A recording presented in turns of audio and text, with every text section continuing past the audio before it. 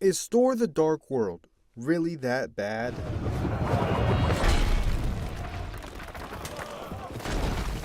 When you talk about a superhero film that is not only disliked but honestly forgotten, you're definitely thinking about this film, which is quite a shame because I feel Marvel really wanted this film to stand out, to make Thor feel like his own character that audiences could connect to.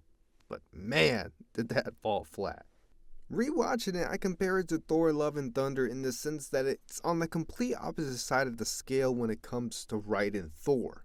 What scale am I talking about? Well, we'll figure that out soon enough. Ladies and gentlemen, my name is Multiversal9. Let's take a deep dive to November 8th, 2013 and rewatch. Hey, you want to have a rousing discussion about truth, honor, patriotism?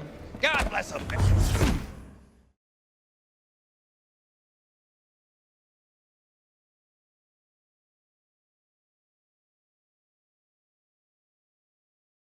I've recently been in my laboratory working away trying to find the best way to explain Thor's writing in the MCU, and I've come with the conclusion. A new formula that can explain this troubling topic in the world, the Thor scale. Here I have every single appearance of Chris Hemsworth's Thor up to this point and how he's been written. On the far left we have the most serious tone for Thor, and on the far right we have the most goofy tone for Thor. Now, let's see where all the pieces fall on the scale. As you can see based off my calculations, Thor in Thor the Dark World is by far the most serious, or boring, writing that I have seen for the character. Personally, my opinion. That's probably the biggest flaw of the movie. Thor is just not a compelling character at all, in my opinion.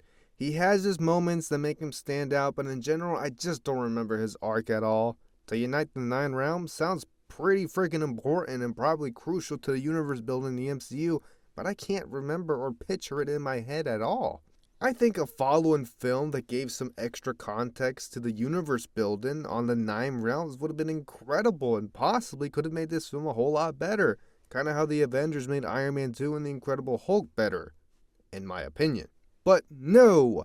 Marvel saw how people weren't fans of it and probably said, screw the Norse mythology, let's go to space! Another troubling part that I think comic fans and audiences were kind of getting tired of was the villains having nothing to do with the greater universe in the MCU. On everything, Malekith might be the worst MCU villain to date, even today. And to add the rotten cherry on top, the movie isn't that enjoyable to excuse it. Iron Man 2 and 3 have some massive lackluster villains. People don't like them, but they still find some appeal to those films because of Tony Stark's arc and because the movie has some juice to it. Thor the Dark World does not, and it's upsetting because imagine a world where this movie does well and we get an expansion to the Nine Realms in future MCU films. But no. I couldn't even explain to you what the heck the ether was before Marvel Studios made it the Reality Stone.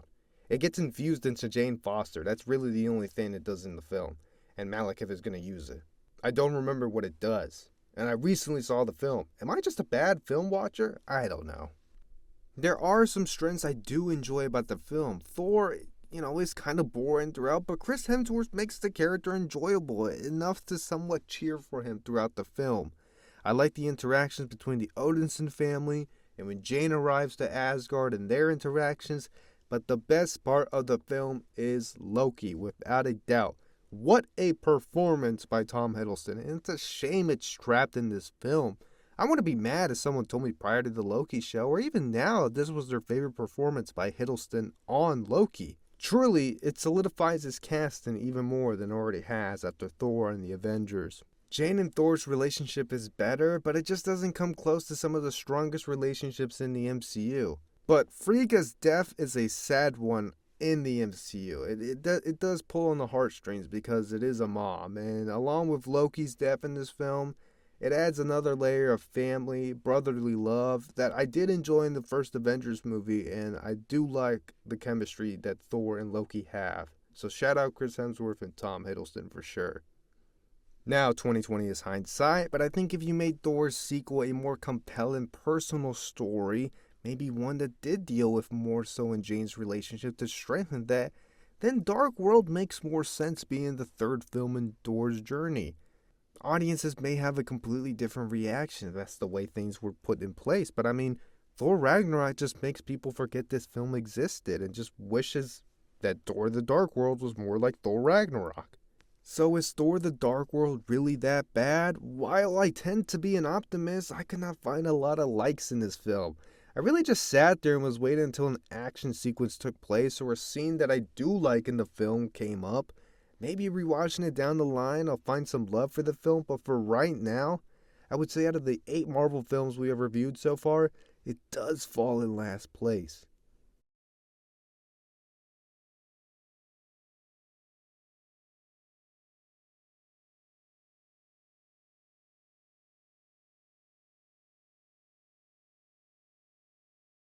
Thank you all so much for rewatching this recap of Thor the Dark World. Not really a fan favorite, but if you truly do love and enjoy this film, let me know in the comments below because maybe I'm just looking at it in the wrong lens. Hopefully one day we can all look back on this and appreciate it in the near future. Anyway, ladies and gentlemen, my name has been Multiversal Knight, and I will see all of you very soon. So stay tuned for more videos coming your way. Wear your seatbelt and stay safe. Bye-bye.